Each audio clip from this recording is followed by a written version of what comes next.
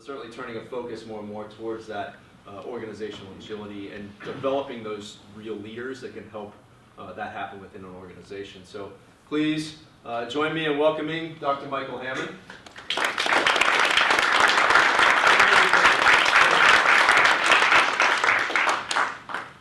Hi. Good evening. Thanks for being here. I noticed there are a lot more on this side of the room than on this side. I wonder what that's about. Huh? Closer to the food, though. Huh? Closer to the food. Closer to the food. Okay, if you get hungry.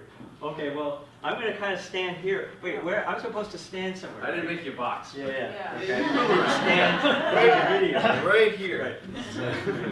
I'm a little out of control sometimes, so I need to be controlled. So I have this little box that I need to stay in. Thank you for being here.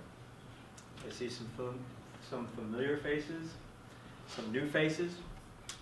And so tonight, what I want to do is I want to share with you some thoughts and some ideas related to the topic of agile leadership or leadership agility. And this is kind of a thinking person's talk. So it's going to be, some people might feel it's a little dense, especially the night before a major election. Remember we have this election happening tomorrow? It's kind of a big deal. And I think that the ideas here will resonate with what's going on around us. And so what I want to share with you, so I'll talk, how much time do I have actually? What's the... Go by the energy of the room, but usually okay. We go on as good as 8:30, but... Okay, all right. Not even 7 yet, so... I'll probably talk for about 45 minutes, and then we'll do like a really rich Q&A. And so if you have questions and comments as we go along, feel free to ask them, but just know that I'm not going to engage long conversation until we've gotten through some stuff I want to get through, all right? So, I've been in this world of Agile coaching consulting for since 2003. Actually, even before then, but that's when I got into corporate Agile consulting. And I started doing corporate Agile consulting when nobody else was doing it. I mean, in 2003, nobody was doing it, except for the innovators and the early adopters, all right? And so what I noticed immediately was that getting the Agile team stuff happening was relatively easy. What was really hard was getting the broader organizational thing happening. And what I also noticed is that you can't just start from the ground up and then work your way up, because it's going to hit the peat moss somewhere. It's going to hit something solid as it goes up. And so I've discovered that you actually need to work in both directions at the same time. So I'm sharing with you some things that I've learned along the way, both in being on the field, but also I've done a lot of research. So all of these years I've combined research in organization and human development with the work that I was actually doing. So there's always been this sort of feedback between the two. And so this is what we'll be covering tonight. So first of all, I want to set things up. So I want to just introduce a few major points. Won't take a long time to get through that, because the main thing that we're getting to is the game of the Agile leader. But I want to set some things up before we actually get there. So, and again, it'll be about 45 minutes. The purpose of this talk is for you to get a flavor for at least how I think about the role of the Agile leader and what it takes to be an Agile leader. And it's not just about having your leadership team having daily stand-ups. It's not that simple. It's actually a lot more complex than that. So I want to kind of set this whole thing up. All right, so the first thing is the nature of organizations.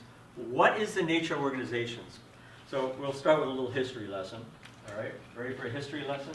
There's a short history lesson, maybe just a few minutes. The short history of organizational landscape. So back in the old days, in the early 20th century, when people would put things together with wheels and pieces of metal, there arose a notion that there could be a process. It was a simple process, but it was a process that could be measured. Right? How many people have heard of Frederick Taylor? Okay, so the whole Taylorism movement started in the early 20th century. Before that, factories were totally like, you know, who knows what was going to happen? I mean, it was completely chaotic. And so the idea that you could have a fixed process that was count-onable was as innovative then as the whole notion of agility is now. Do you believe that? You should, because it's true. This was innovation back then, all right? Now, the idea is that the processes, the situations, the challenges were simple. In other words, there were things that could be described by a series of steps.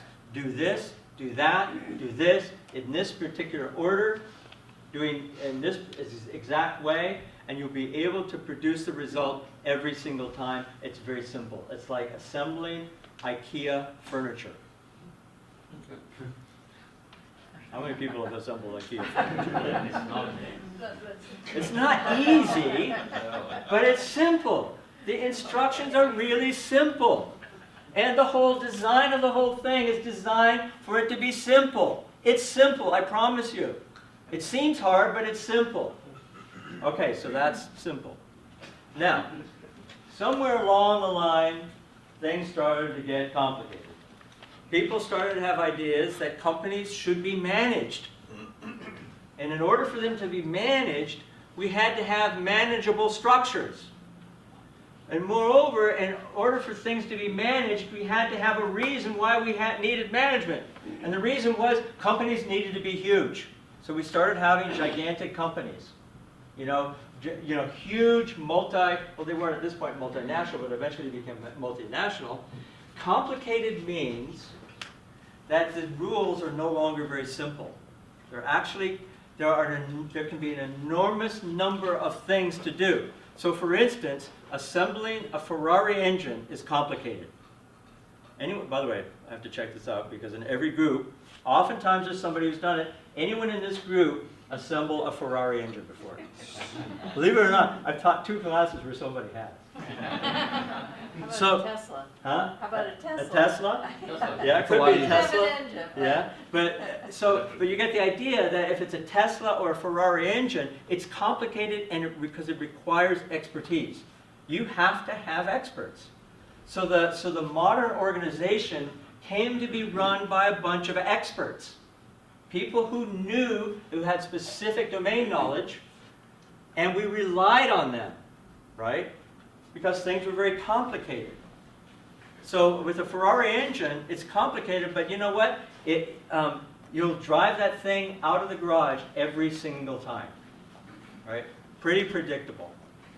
All right. Now, something different happened starting around 20 or 30 years ago, where the situations and challenges started to become what we call complex. Complex is different than complicated. Complicated means you might have lots of steps, lots of moving parts, but their interactions are stable. They don't change. In complex systems, their interactions are very complex. And so the complexity arises not necessarily from the number of things or the number of steps that you have to take, but because of the way everything interacts. So let's just take this apart briefly. So complex means that it's volatile. So that volatile means is that something can happen suddenly without very much warning. Now, we may be able to react and recover to it, but the fact remains is that something happens we don't expect, and it's usually sudden. So that's volatile. Another aspect of complex is that it's uncertain. We don't know what's going to happen next. We think we do. How many people wish that we did? That we wish that we knew what was going to happen next? Yeah? Or how many people think that we do? Fundamentally. Come on, how many people plan a vacation? Tell the truth. Tell the truth. Aren't you surprised and annoyed when something happens on a vacation you don't expect? Yeah. Depends. So that's uncertainty. Things are uncertain. That's an aspect of complexity. Another aspect of complexity is that they are ambiguous. Things are ambiguous. Something happens, and it can mean any number of different things. So for instance, there's a market disruption, and we don't know what it means. It could mean this, it could mean that. And one of my favorite organization theorists, Carl Weick, says that most organizational challenges occur as riddles. They're like riddles that you can't quite figure out. So that's the other aspect of complexity. The fourth aspect is that things are emergent. That the nature of systems, especially human systems, is that they have a history. And that the overall properties emerge and because of the specific nature of the history. All right? So that's complex. So it's a complex world. And so what does this look like in organizations? Well, okay. So my very first corporate Agile consulting engagement, by the way, before I did this, get this, I had never worked in a corporate setting before. And I went into a corporate setting to consult, right? And this is what I found. I found people sitting in front of a laptop programming. I found a phone center, so there are people talking on the phone. And then there were all these meetings happening. There's usually some person in front of the room, and people sitting around kind of like this. And then there was an Agile team. There were some Agile teams doing this kind of stuff. And then there was the machinery of the operations.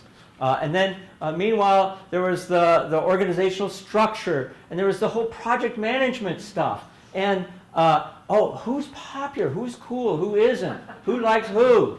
Right? And then there's compliance. And then there's this and that and the other thing. It goes on and on and on. And so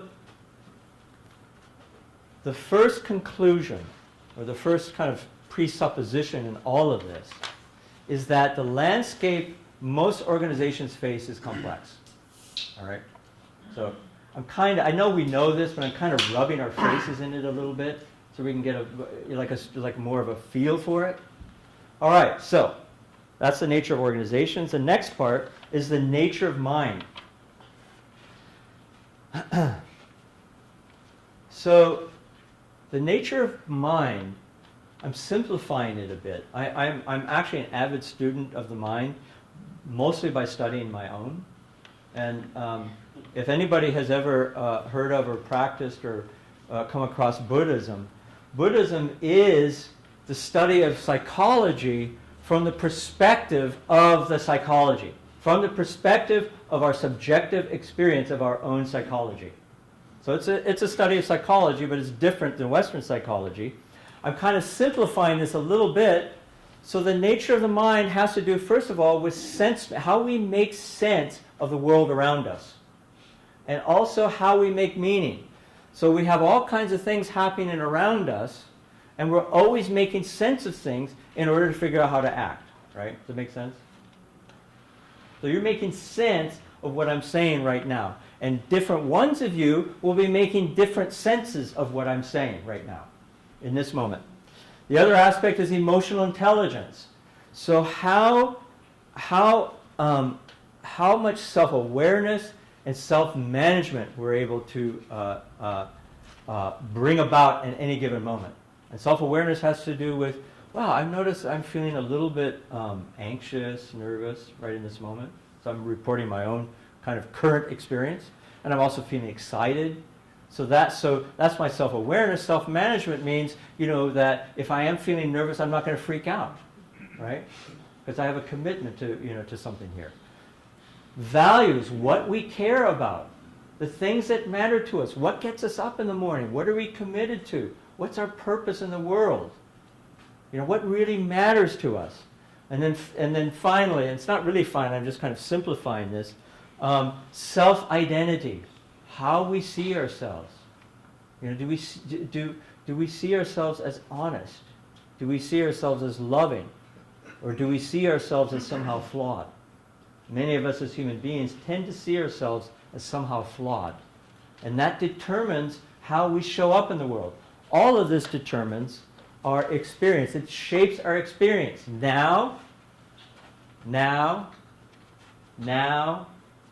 Every now is a moment of experience. It's shaped by all of these things. Okay. So, as we mature, the structure of our minds evolve. It's kind of like an operating system. You know that every so often you get the new upgrade of the operating system because the complexity of the applications that the operating system has to support increases. So if we tried to run our current apps, with these old Microsoft operating systems, they wouldn't work, would they? Because the complexity of the operating system is insufficient to run these new applications. The human mind is similar.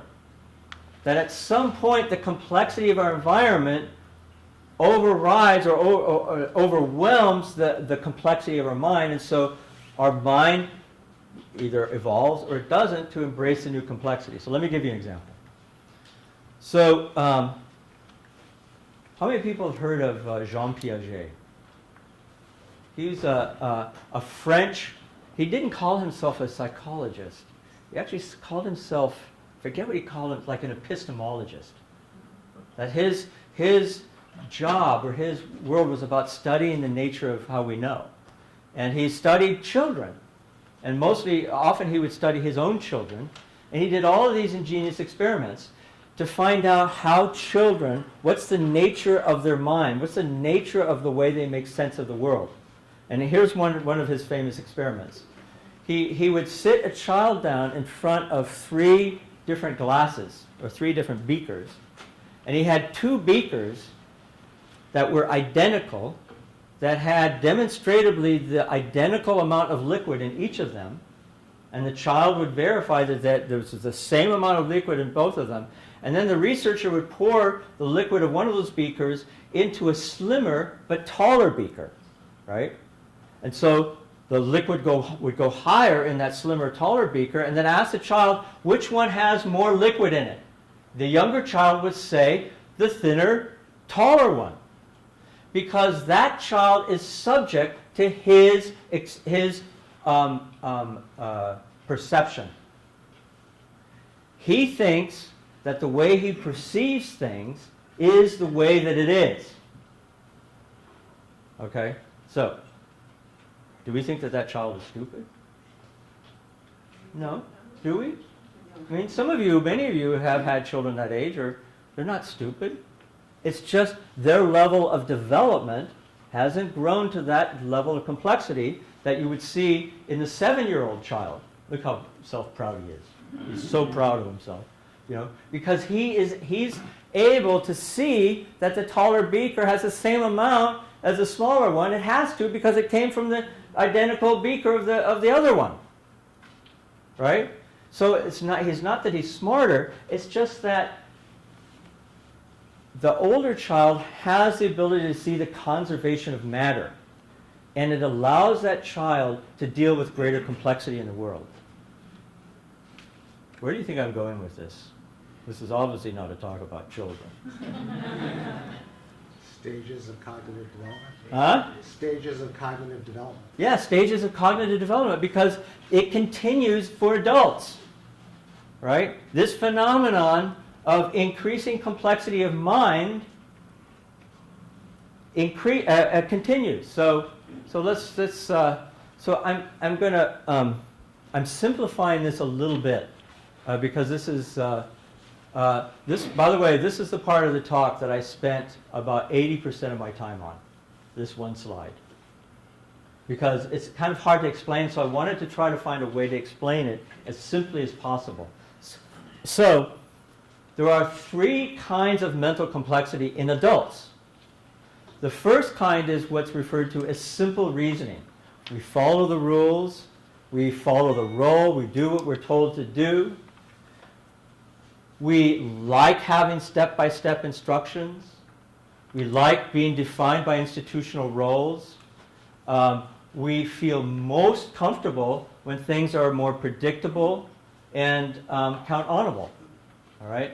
So we call that a sort of simple or pre-modern mindset. All right?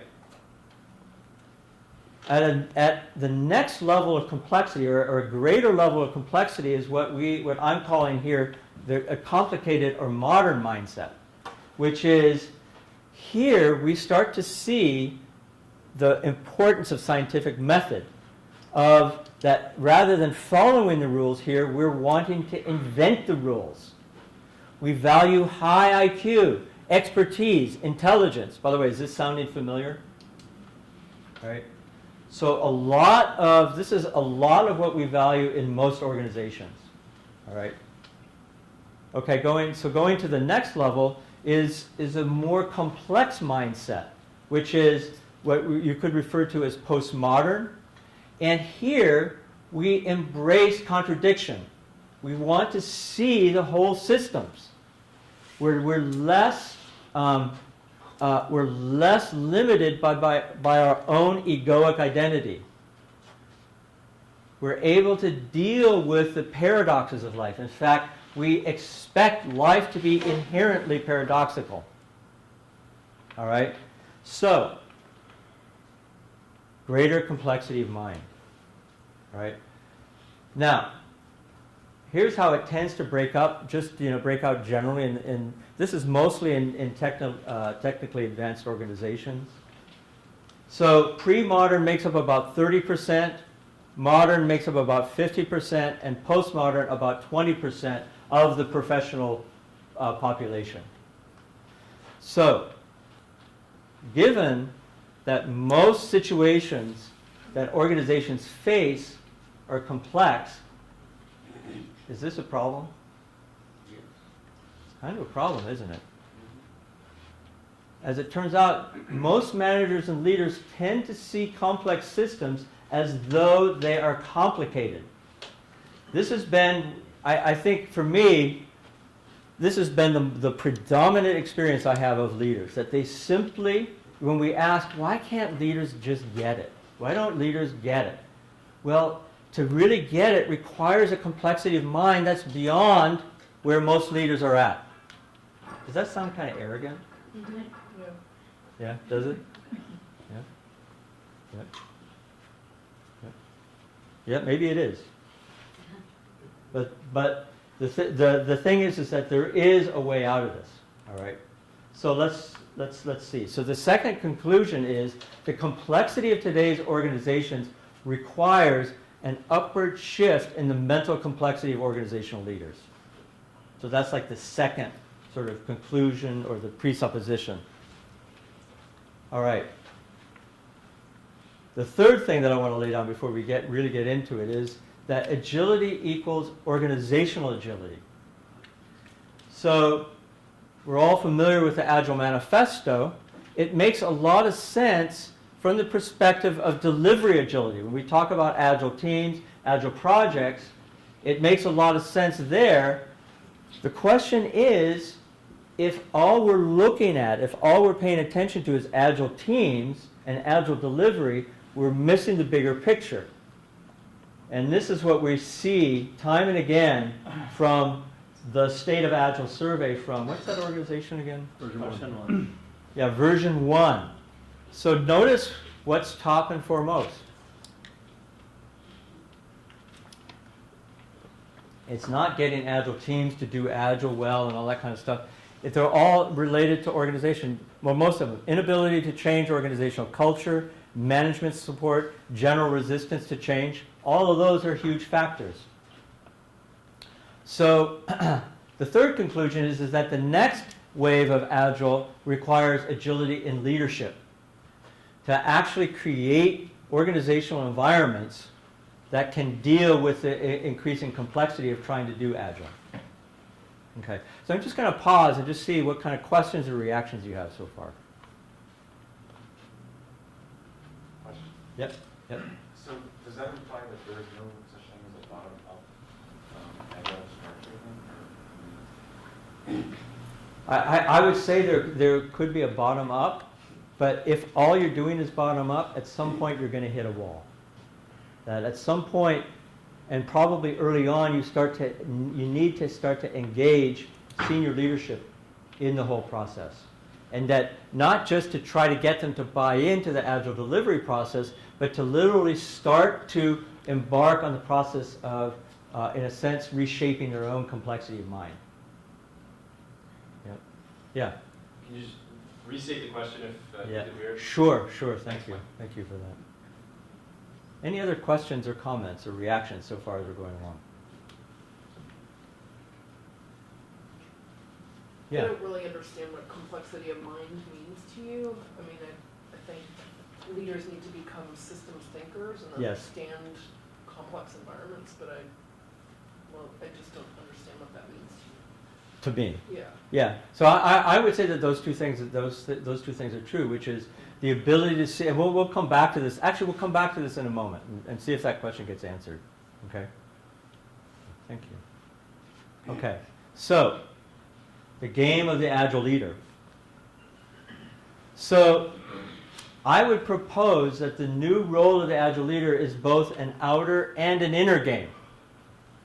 So, it's an outer game in that, and that's the domain of impact in the world, in that it's calling on the leader to be able to influence others, first and foremost, to evoke a sense of shared meaning, sense-making across the organization. So rather than telling people what it is, to share with people, here's how I see it, how do you see it?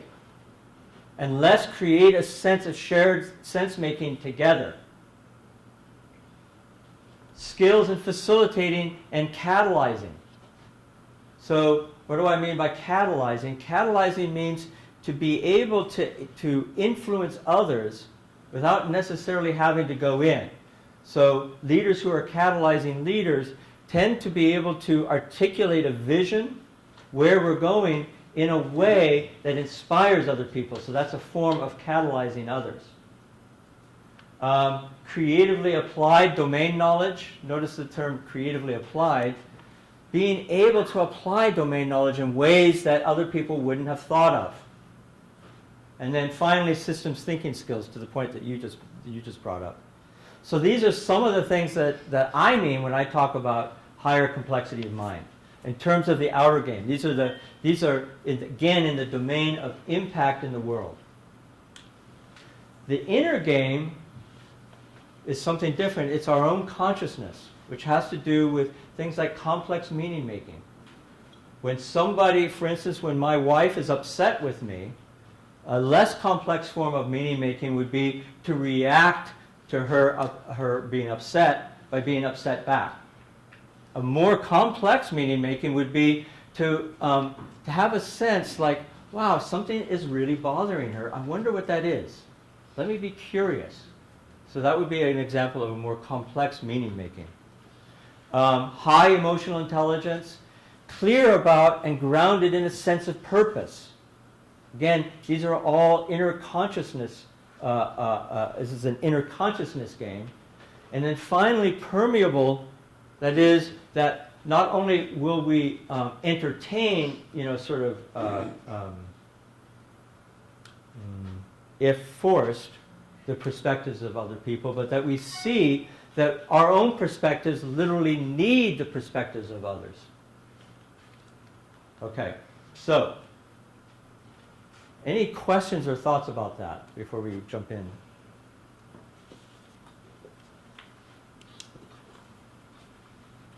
How's this going? I'm not quite sure how this is going. I can't tell if it's dull, if it's... is that... Yeah, Clive. Well, no, it's just, I noticed you long asked, deep thinking. I noticed you We'll all asked face this question, does this sound arrogant? Yes, yes. And, I noticed my inner response was, yes, it does, Uh-huh. and that doesn't make it not true. Yes, yes. So I guess my question is, it's like, I see value in this perspective, but I'm also seeing like, if I try to tell this to one of the leaders that I'm working with, how am I imagining that gonna go? How am I gonna help my relationship with that leader to tell them that they're just not complex enough in their thinking? Yeah. So that's kind of where I'm, Right. So this is not, so not just, for an answer, just to kind of provoke some. yeah, and I want to be careful what gets provoked, because certainly this, what I'm not saying is that this is a conversation you would have with a leader. So ultimately, where this is all going is that there's a technology, there are technologies to help leaders develop their complexity of mind. Executive coaching is one of them. Other things are others. So I definitely would not, although, actually the thing is we do talk about leaders with this language. And you know what? It's not as off-putting. I mean, a lot of leaders actually recognize that their own complexity of mind, or lack thereof, gets in the way of their leadership. Leaders that are really willing to be truthful and honest about it. Yeah, so was there another kind of something that I thought I saw him? Yes. Sometimes it's easy for people to recognize complexity in their own mind, but view the lives of others as complicated. Yes. It's kind of like the fundamental attribution error. Kind of like what? Fundamental attribution error. We tend to, when we often oversimplify why other people do things, and we tend to see lots of complicated reasons why we do things ourselves. So I think a lot of leaders see their world as very, very complex and probabilistic, not deterministic, but often expect their organizations to be very deterministic. Yeah, so I would say that would be an indication of a less complex mind. A more complex mind would be permeable to the perspectives of others.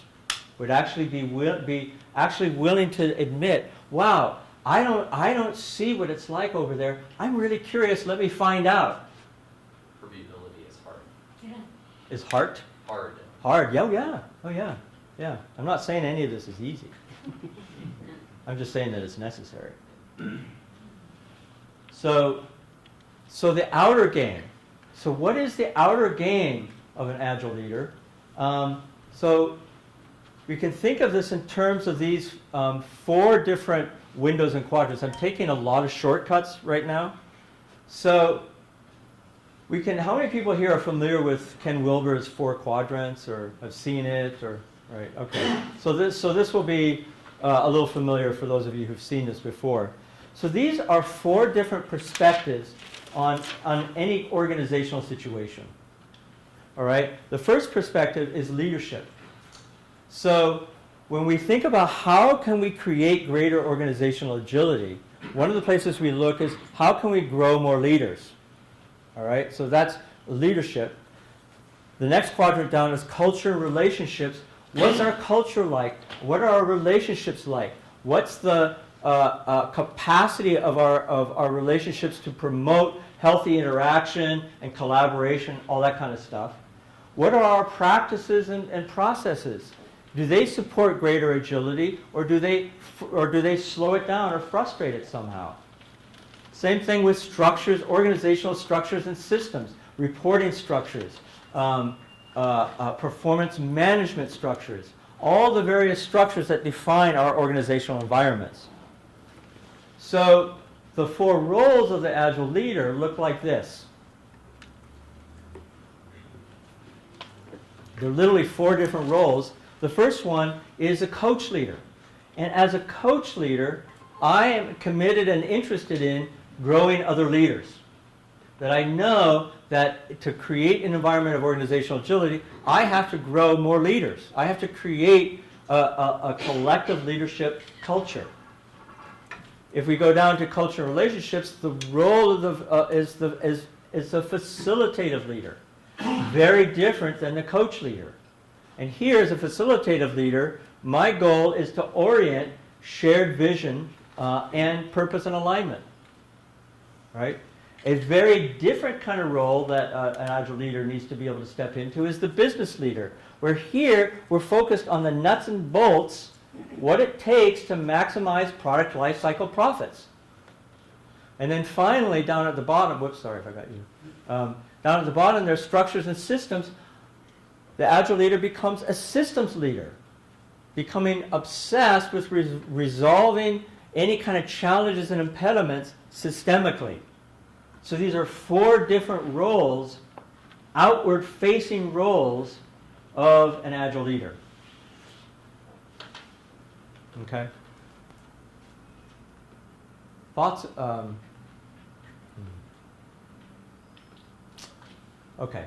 So coming back to this, any thoughts or questions about this? We're about ready to add yet another wrinkle of complexity here. Okay. So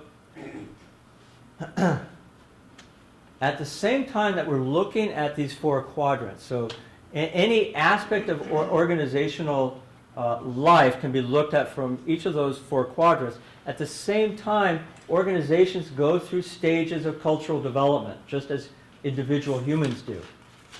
And the first level of development is referred to as conformist or role-driven amber.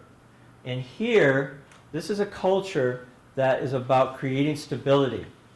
It's about predictability. It's about absolute truth.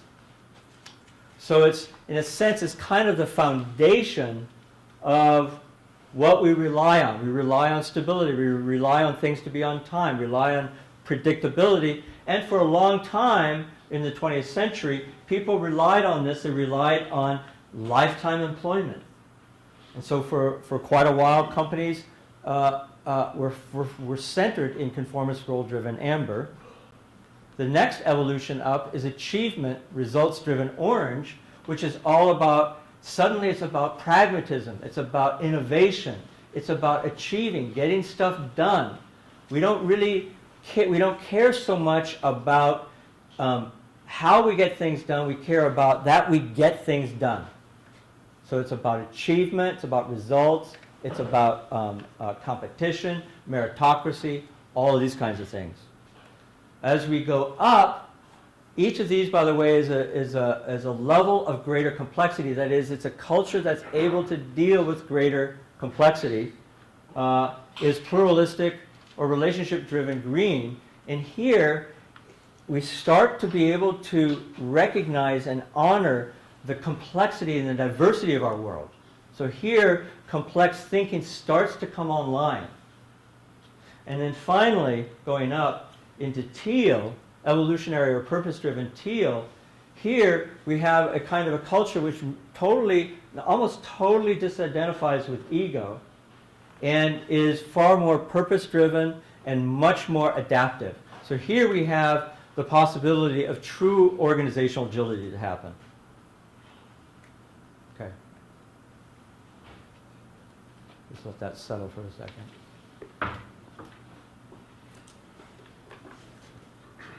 So this points to the 5th role of the Agile leader, which is to recognize, to honor, and to strengthen the native cultural composition. And by composition, what I mean to say is that every organization has a center of gravity in one of these, or maybe two right next to each other.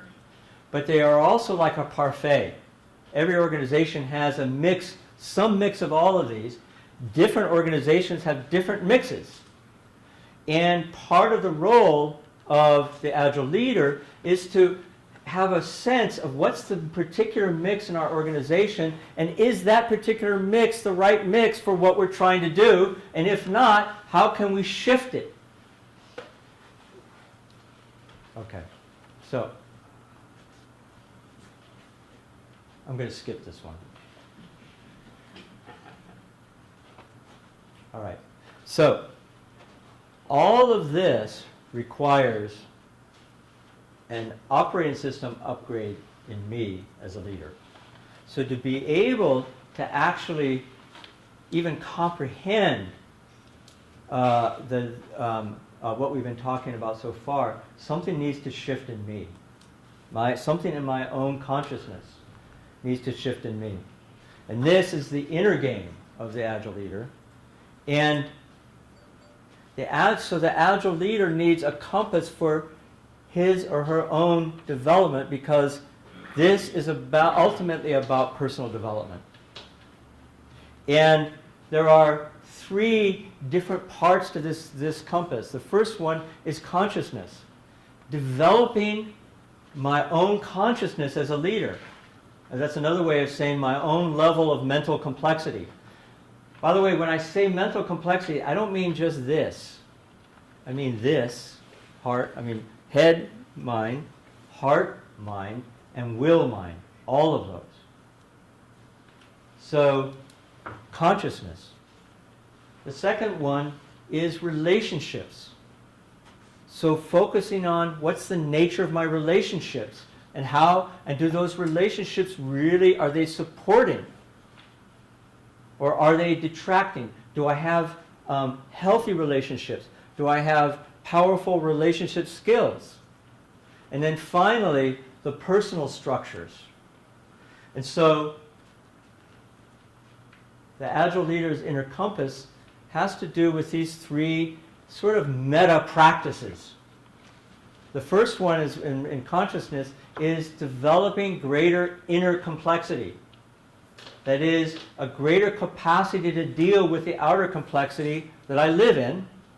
And the meta practice is personal development. So there are all kinds of specific practices related to personal development. And with regard to relationship, the goal is relationship congruence. Having a quality of relatedness with the people in my life, my business partners, my family, my friends, the community, other thought leaders in my world. Relationship congruence, having relationships that are congruent with what my purpose is, what I'm here actually to be and do in this world. So here the meta practice is intentionally developing relationships, being intentional about developing those relationships. And then finally, personal structures. So here we talk of the goal is structural congruence. Do the personal structures I have in my life support what I'm up to? So do I have the kind of work-life balance that supports me? Do I have the kind of work that supports me? Do I live in the kind of city that supports me? Do I have literally the kinds of personal structures, the things that I need in order to be at my best? Do I have all of those things? So those are personal structures. So finally, I want to read this, just say this last quote, and then we're going to turn it over to discussion. The inner game runs the outer game. So this is from Bob Anderson, the creator and the leader of the Leadership Circle. So the inner game runs the outer game. To the degree that we are able to develop as leaders our own inner complexity, we can then play a much more complex game in terms of our outer game. So that's pretty much it. It was kind of a whirlwind, wasn't it? God, I hope it's okay. All right, so cool. So that's all of the prepared stuff that I had. Now I actually want to get to the part that I think is the better part, hopefully. And that's, let's have a conversation. So what comments or questions do you have about this? We'll start here and we'll kind of wrap around. Yes? So you made so you made leadership into very complexities and reviewed the whole complexity systems. Mm-hmm. But isn't a successful leadership also actually tries to simplify it? Utilizing all these complexities actually goes the opposite of achieving simplicity. Yeah. As a good organization, it's actually simplicity is where the success kind of starts. Yeah. So the question is, haven't I just made leadership more complex? And wouldn't it be better in some way to actually have greater simplicity for leadership? Did that capture the question? So it is for leadership, and the results that comes from leadership is towards simplicity. Yes, yes. So the thing that reminds me of, it's a phrase from, I think, Oliver Wendell Holmes. I don't care a whit about simplicity on this side of complexity, but I give my life to complexity, simplicity on the other side of complexity. So it's about taking the inherent complexity and trying to find ways to simplify it without taking away the essential nuance of complexity. That may or may not be satisfying. I don't know. I'm not sure how to do a satisfying answer to that. Yeah. It makes me wonder, what's the conversation that you want to have? Yes. Because the question and answer session is intrinsically, for me, not a particularly satisfying sort of a conversation. So is there a more satisfying conversation? To have right now? Yeah. Well, I don't know. I'm welcome to anyone to propose it. Yeah. So there was something else that I'm not sure how to respond to that, Clive. I honestly don't. So when you said what you said about, on the other side of complexity, what I was thinking, what it brought up for me is about nature. Uh-huh. So nature is both incredibly complex. Yes. Like we can't even begin to understand the intricacies and interconnectedness.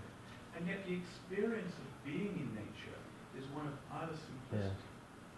It's like, it's so pure. It's so like there. That's my contribution to this conversation. Yeah. That's it for me.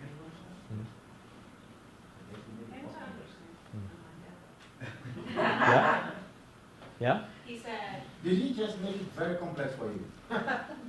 No, not at all. I just don't know how to respond to that. I honestly don't. It depends on whether or not you think this is complex. I don't know. This room and this human system here has a complexity within it, Yes.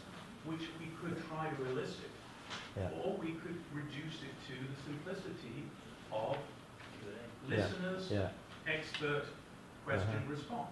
Like, collectively, we decide that by the way that we engage with them. Okay, so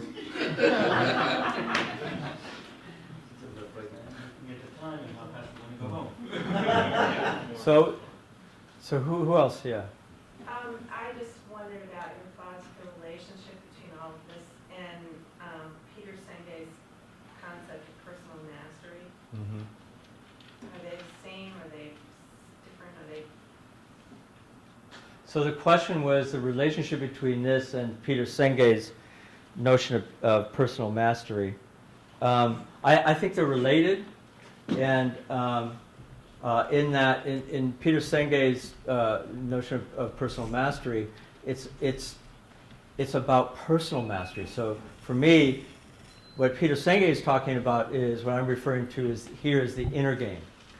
What are some things that I need to master in order to fully realize my own consciousness? That's kind of how I relate to Peter Senge's personal mastery. Is that? Yeah. I have a question on, so I guess it's like a big, I guess it's a pretty high level presentation. Like what kind of techniques do you personally use to work on yourself? Like do you write down your sticking points and then work on them one by one? Like, because this is like a high level overview of like what you can develop in yourself. Yeah. It's a very, very high level. I would say, if I may turn it to the leaders that I work with. So one of the technologies that we use with leaders that we work with is called the leadership circle, and the leadership circle is a 360 instrument that leaders take, and by 360 I mean that other people essentially give feedback to the leader on how they impact them. So what's their impact in the organizational environment? But the thing about the leadership circle profile is it takes it one step further, because the questions are ingeniously designed to be able to infer how that leader might be making meaning. In other words, what are the underlying psychological things going on that might be inhibiting that leader's effectiveness as a leader.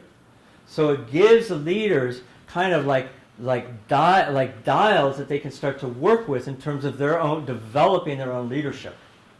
And so we do work with leadership teams where they all take this leadership circle profile and they work together as a leadership team, both individually, developing those parts of their leadership where they may be limiting themselves in terms of their own inner beliefs, the way that they make meaning, and then they work together as a team to develop that. So that would be one example of how leadership teams and leaders could do this kind of work. Right? Is that useful? Yeah, like a way to improve, yeah, I agree. Yeah. So that would be one. Yeah. This is sort of a follow-up to the gentleman's initial question. Is, Which gentleman? I don't know your name with the Clyde. deeper thinking gentleman. Yeah. So, do you give this talk to organizational leaders? And if so, what is their response when you present this kind of this model, this way of thinking? I talk about some aspects. I mean, actually, honestly, this is the first time I've given this particular talk. But many of the models that I've shared with you, I share with leaders. Oh, absolutely. Yeah, like the 4-quadrant models and the cultural altitudes.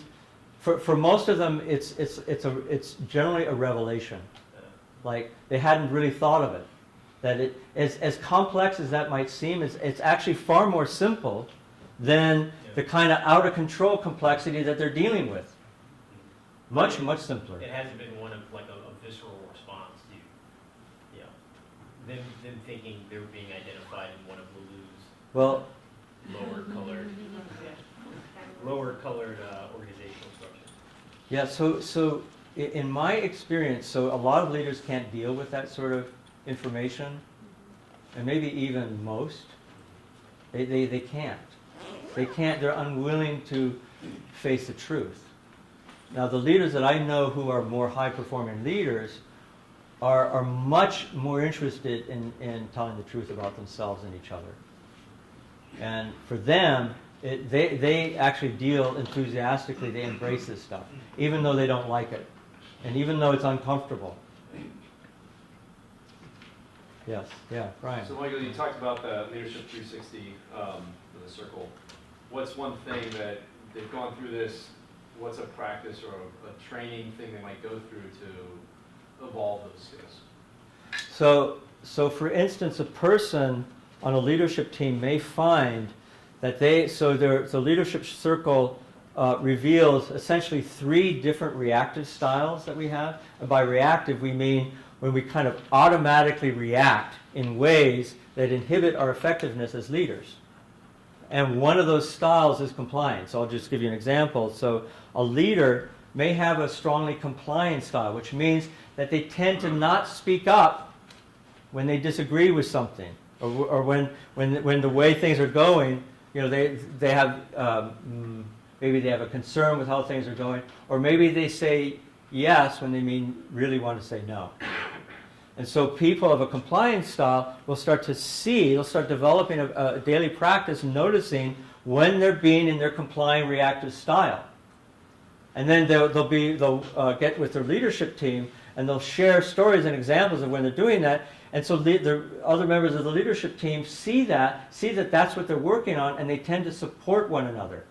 And what happens is that people become much more self-aware of their particular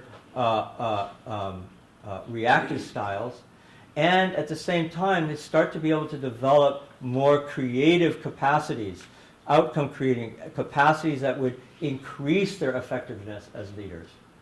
And I would say that tends to work better on leadership teams than with just individual leaders by themselves. Individual leaders by themselves have a harder time doing this kind of work. And so it's perfect for leadership teams. Yeah. Question. So, for those of us who are more individual leaders, it almost seems like this talk is geared toward those who are already in leadership. Yeah, They're already yeah. higher up. Yeah, yeah, it How is. do we that aren't there kind of communicate this up? What are some practical tips that that you have for us that we can take? I would say, and you may not like this answer. I would say start developing yourself. Start developing your own inner game. Find those things, practices you could do to develop your own consciousness, your own relationships, and your own the structures in your world. To start to elevate your own consciousness, and then as you're doing that, start paying attention to your own outer game in terms of how you're impacting other people. Because leadership is, as best I can tell, is a sort of a distributed phenomenon. It's an emergent distributed phenomenon. And to the degree to which we are elevating our own leadership, our own consciousness, our own level of practice and capability, we become a better vehicle to help others, whether we're working with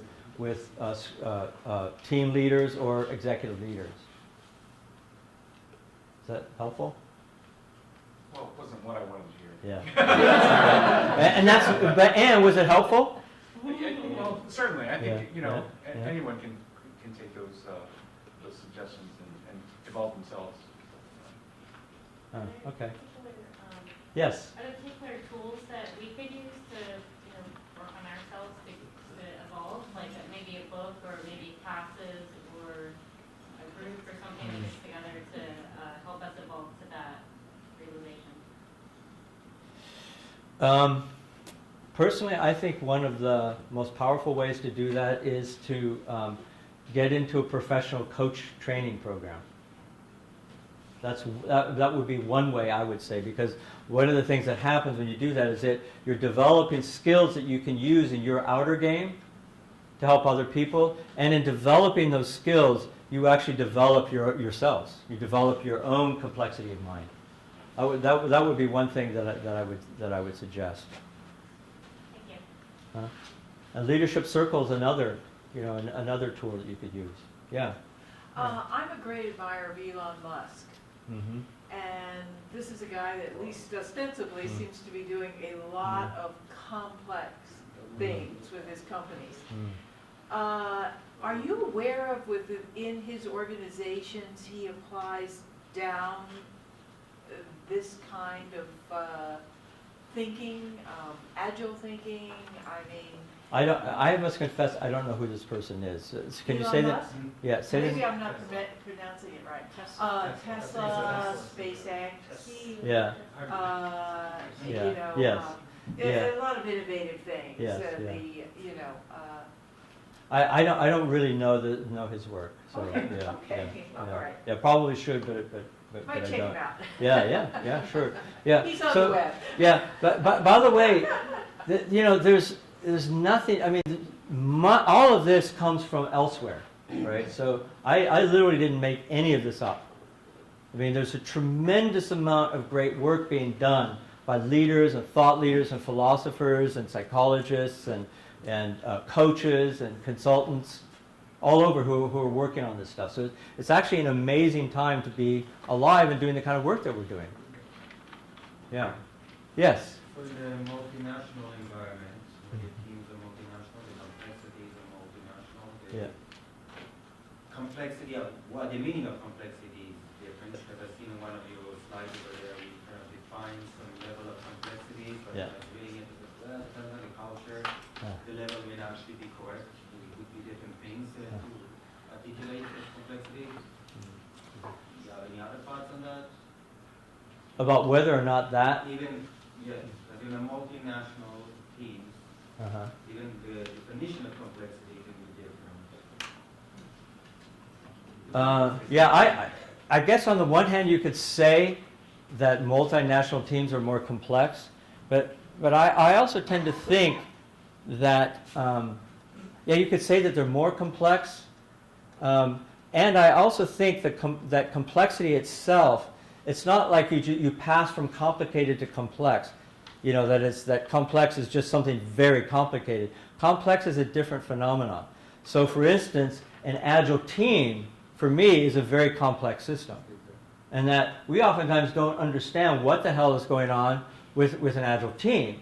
And so there's a lot of complexity even with an Agile team. Now, if we're looking at something like a multinational organization, obviously there are other dimensions of complexity that start to come into play as well, that make it, I don't know if it makes it more complex, but it makes it, it makes it harder for us to find frameworks and models and approaches that we can trust will work. Yep.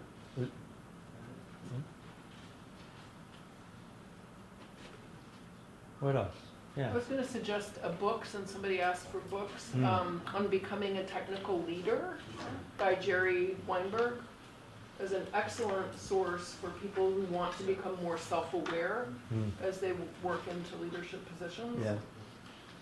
Yeah. Who's that person again? Gerald Weinberg. The name of the book. On becoming a technical leader. Sorry. Yeah. Yeah. There are lots of books. Other books that come immediately to mind is Mastering Leadership by Bob Anderson. Is another really great resource.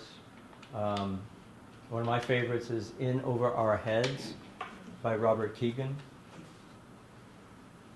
Yeah. Michael, what about any of the stuff, blanking on the name, but we've written multiple emotional intelligence books? Yeah. Goldman. Yeah, Goldman, yeah. I think, any of these books are, I mean, there are too many for me, to say, but there's just, there are a lot of them out there because there's a lot of people thinking about this stuff. Yes, right over here. She was there first, so. Oh, okay. All right. I Yeah, was yeah. thinking about the 7 Habits by Stephen Covey. Yeah, yeah. Everything that you have said here is Yeah. principle-driven, Mhm. like the improve yourself first, and then, the relationships will improve, and so on and so forth. So that's a book that comes to mind. Yep, yep, yep. Yes. I was thinking you just answered his question about complex and simple leadership Yeah. business. Because previously, when we had a complex leadership, we put things on a spreadsheet and try to do task management. Right now, with a complex team structure, I've made my job simple or Yeah. stressful, but I allow the team to operate. Yes. At a high level, I can allow 6, 7 different people to Uh-huh. operate, as long as they follow the general guidelines. My job has kind of become simpler. I'm no longer taskmaster and no longer looking at exactly what they're doing, but they are achieving things at a very high level.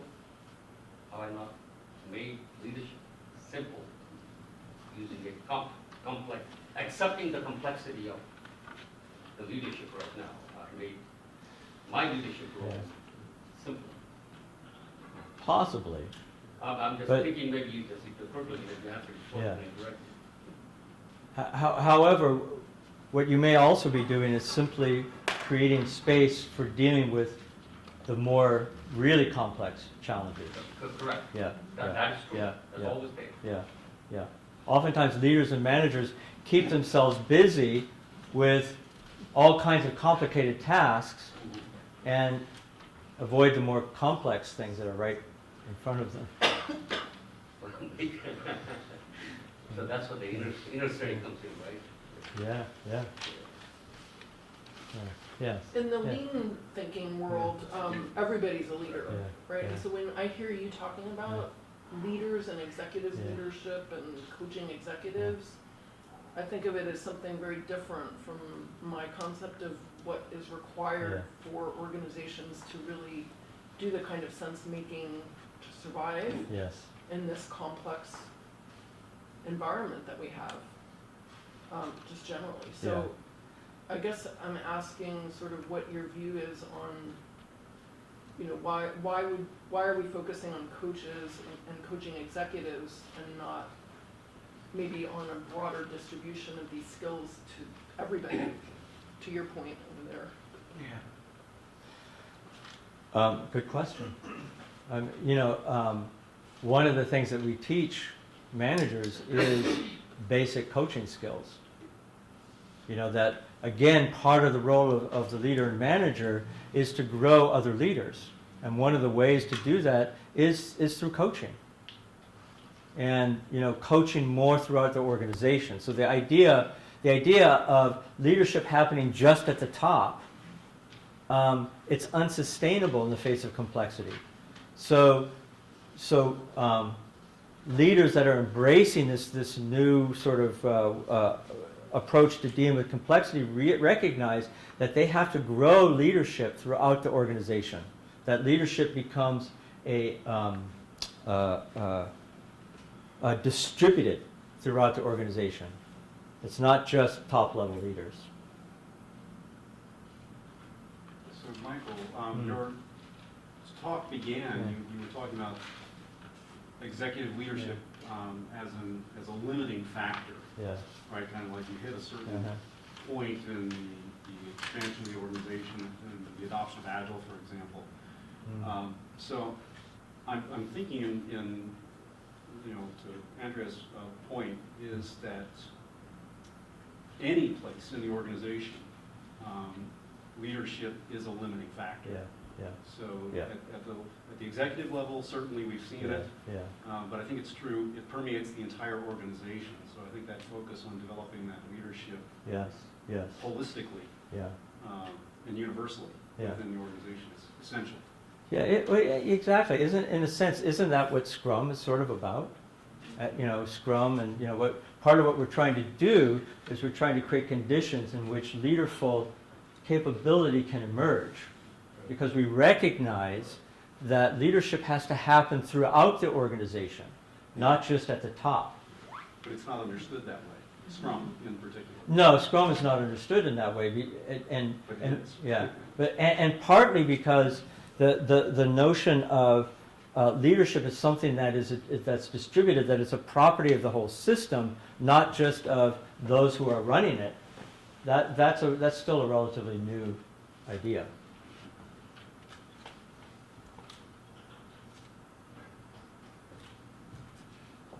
I'm feeling this thing sort of waning a bit. Yeah? Others feeling that? So is there any last comment or question or thought before we sort of end? Yeah. Very simple question. Yes. The Petri dish slide. Yes. Why did you skip that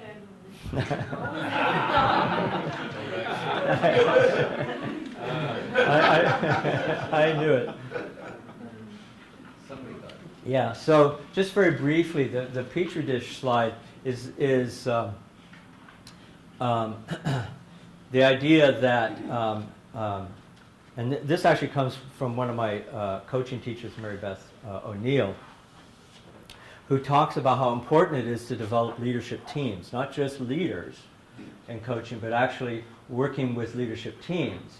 And something that I've come to see over all the years is that I really love working with leadership teams because, in a sense, those teams they're like the cultural petri dishes. They're where they grow the culture that they're wanting to see emerge throughout the organization. Because consciousness doesn't evolve by itself. I mean, it partly evolves by itself, but it also evolves in relationship with others. So this is why the whole consciousness relationship structures thing is so important for one's inner compass. And so leaders on leadership teams, in overcoming what they need to overcome in order to be able to work effectively with each other, including telling each other the truth about each other, giving each other truthful feedback, useful feedback that's based on data. Something like, for instance, a leadership circle or any other kind of data that you get on your leadership. Creating that kind of an environment, it's like a petri dish, and from there it becomes possible to create or to catalyze the kind of culture that you say you want to grow in the organization. So it's a little bit like walking your talk, right? But at the level of a relatively simple social system like a leadership team. Okay. Excellent. All right. Thank you, Michael. Thank you.